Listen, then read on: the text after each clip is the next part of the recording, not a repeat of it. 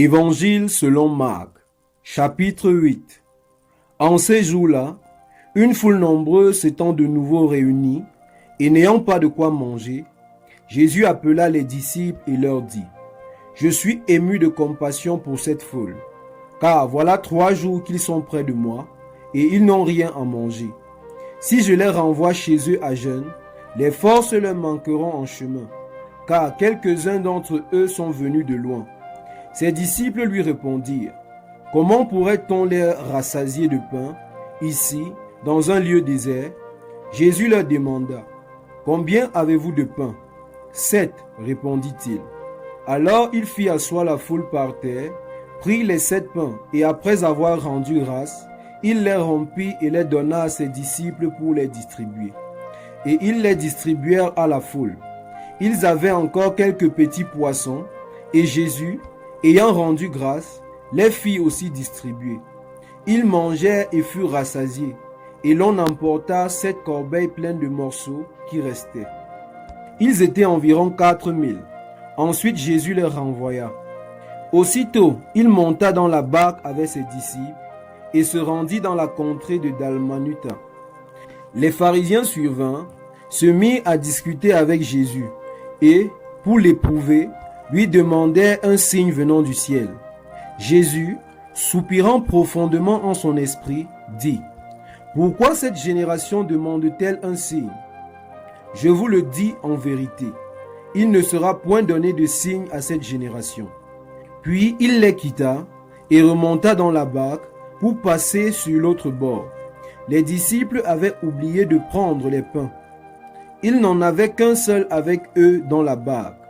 Jésus leur fit cette recommandation : Gardez-vous avec soin du levain des pharisiens et du levain d'Hérode.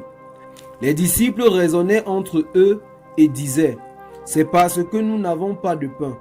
Jésus l'ayant connu leur dit : Pourquoi raisonnez-vous sur ce que vous n'avez pas de pain ? Êtes-vous encore sans intelligence et ne comprenez-vous pas ? Avez-vous le cœur endurci ? Ayant des yeux, ne voyez-vous pas ? Ayant des oreilles, n'entendez-vous pas ? Et n'avez-vous point de mémoire ? Quand j'ai rompu les 5 pains pour les 5000 hommes, combien de paniers pleins de morceaux avez-vous emporté ? 12, lui répondit-il. Et quand j'ai rompu les 7 pains pour les 4000 hommes, combien de corbeilles pleines de morceaux avez-vous emporté ? 7, répondit-il. Et il leur dit : Ne comprenez-vous pas encore ?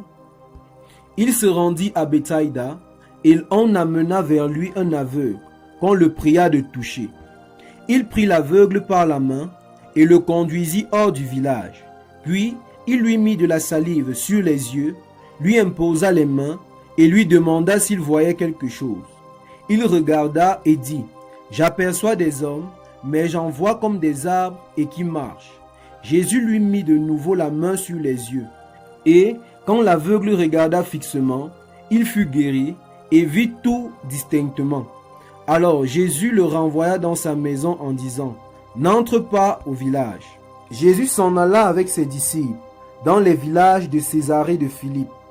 Et il leur posa en chemin cette question : Que dit-on que je suis ? Il répondit : Jean-Baptiste, les autres Élie, et les autres l'un des prophètes. Et vous, leur demanda-t-il, qui dites-vous que je suis ? Pierre lui répondit : Tu es le Christ. Jésus leur recommanda sévèrement de ne dire cela de lui à personne.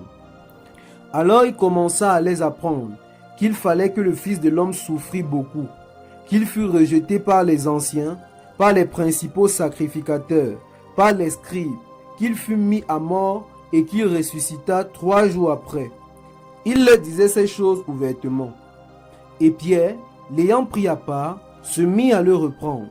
Mais Jésus, se retournant et regardant ses disciples, réprimanda Pierre et dit : Arrière de moi, Satan, car tu ne conçois pas les choses de Dieu, tu n'as que des pensées humaines. Puis, ayant appelé la foule avec ses disciples, il leur dit : Si quelqu'un veut venir après moi, qu'il renonce à lui-même, qu'il se charge de sa croix et qu'il me suive. Car celui qui voudra sauver sa vie la perdra, mais celui qui perdra sa vie à cause de moi et de la bonne nouvelle la sauvera. Et que sert-il à un homme de gagner tout le monde s'il perd son âme? Que donnerait un homme en échange de son âme? Car quiconque aura honte de moi et de mes paroles au milieu de cette génération adultère et pécheresse, le Fils de l'homme aura honte de lui quand il viendra dans la gloire de son Père avec les saints anges.